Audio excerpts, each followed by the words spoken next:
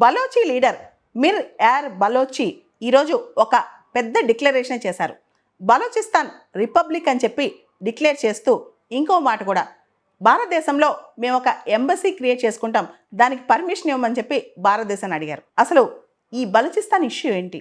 పాకిస్తాన్కి ఇష్యూ ఎందుకు తలనొప్పిగా మారుతుంది? ముఖ్యంగా పాకిస్తాన్ చాలా సంవత్సరాల నుంచి ఈ ఇష్యూతో ఆల్మోస్ట్ నలిగిపోతుంది. అసలు ఈ బలూచిస్తాన్ అంశం ఏంటో ఒకసారి చూద్దాం. పాకిస్తాన్లోనే అతిపెద్ద ప్రావిన్స్ బలూచిస్తాన్. కానీ మొత్తం అంటే ఆ ప్రావిన్స్ సైజ్తో కంపేర్ చేస్తే చాలా లీస్ట్ పాపులేటెడ్ అనమాట. అక్కడ ఉన్న జనం అందరూ కూడా ఎక్స్ట్రీమ్ పావర్టీలో ఉంటారు. 1 కోటి మందికి పైగా ఉంటారు, కానీ చాలా పేదరికంలో ఉంటారనమాట. సో పాకిస్తాన్లోనే వాళ్ళ ఒక మైనారిటీ గ్రూప్ అని చెప్పొచ్చు. వాళ్ళని అన్ని విధాలుగా డిస్క్రిమినేట్ చేస్తారు. అక్కడ పోర్ట్ కట్టిన ఉదాహరణకి అక్కడ గ్వాడార్ పోర్ట్ కడుతున్నారు, కానీ వాళ్ళని పనిలోకి తీసుకోరు. చైనీస్ని మిగతా వాళ్ళని పనిలోకి తీసుకుంటారనమాట.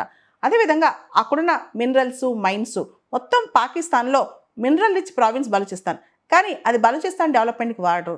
పాకిస్తాన్లో ఇతర ప్రాంతాల డెవలప్మెంట్కి వాడతారు. అక్కడ పాకిస్తాన్లో ఇంకొక సమస్య కూడా, పాకిస్తాన్ సైడ్ పంజాబ్లో ఆ ఎలీట్స్ ఉంటారే వాళ్ళే పాలిటిక్స్లో, కానీ పంజాబీ ఎలీట్స్ రాజకీయాల్లో వాళ్ళే ఉంటారు, మిలిటరీ జనరల్స్ మిలిటరీలో వాళ్ళే ఉంటారు, బ్యూరోక్రసీలో వాళ్ళే ఉంటారు, వాళ్ళు డామినేషన్ అనమాట. సో చాలామంది అక్కడ మైనారిటీస్గా ఉండేవాళ్ళు అనమాట. అయితే బలూచిస్తాన్ అనేది ప్రిన్స్లీ స్టేట్ అనమాట. 1948లో మార్చి 27 ఇన్స్ట్రుమెంట్ ఆఫ్ యాక్సెషన్ ద్వారా బలూచిస్తాన్ పాకిస్తాన్లో భాగమైంది. బలూచిస్తాన్లో చాలా న్యాచురల్ రిసోర్సెస్ ఉన్నాయన్నమాట. Crude oil, natural resources, coal, gas, copper, gold, minerals, fisheries ఇవన్నీ బలూచిస్తాన్లో చాలా famous. In fact CPEC China Pakistan economic corridor కూడా అక్కడే వెళ్తూ ఉంటుంది. సో బలూచిస్తాన్లో గ్వాడార్ పోర్ట్ కట్టడం ఇవన్నీ కూడా అక్కడ ఉన్నాయి. ఇంత చేస్తున్నా అక్కడ ప్రజలు మాత్రం చాలా పేదరికంలో నలిగిపోతుంటారనమాట. అంటే పాత రోజుల్లో అది ప్రిన్స్లీ స్టేట్గా ఉన్నప్పుడు అది చాలా బాగుండేది. అప్పుడు ఖాన్ ఆఫ్ కలాత్ అనే రాజు అక్కడ పరిపాలించేవాళ్ళు అనమాట. చాలా అద్భుతంగా ఆ డైనస్టీ అక్కడ పరిపాలించేది. కానీ బలవంతాన బలూచిస్తాన్ లాక్కుంది పాకిస్తాన్.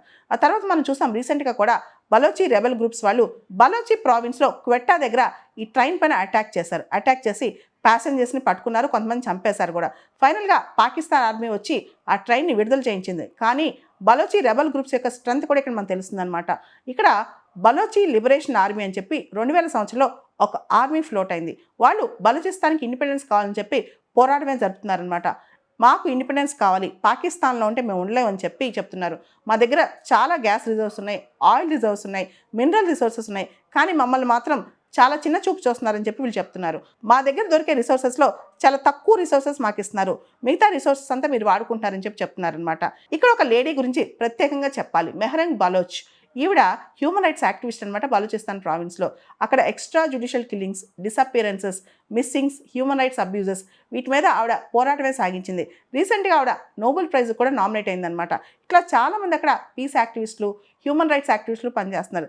దాంతోపాటు బలోచి లిబరేషన్ ఆర్మీ కింద చాలామంది యూత్ అట్రాక్ట్ అయిపోయి మాకు లిబరేషన్ కావాలని చెప్పి పాకిస్తాన్కి వ్యతిరేకంగా పోరాడుతున్నారనమాట. దీనికి సంబంధించి చాలా దేశాల్లో వీళ్ళ యాక్టివిటీస్ కూడా నడుస్తున్నాయి. ఇప్పుడు ప్రత్యేకంగా బలోచి రిపబ్లిక్ అని చెప్పి ఇక్కడ ఒక లీడర్ వచ్చి ప్రకటన చేశారనమాట.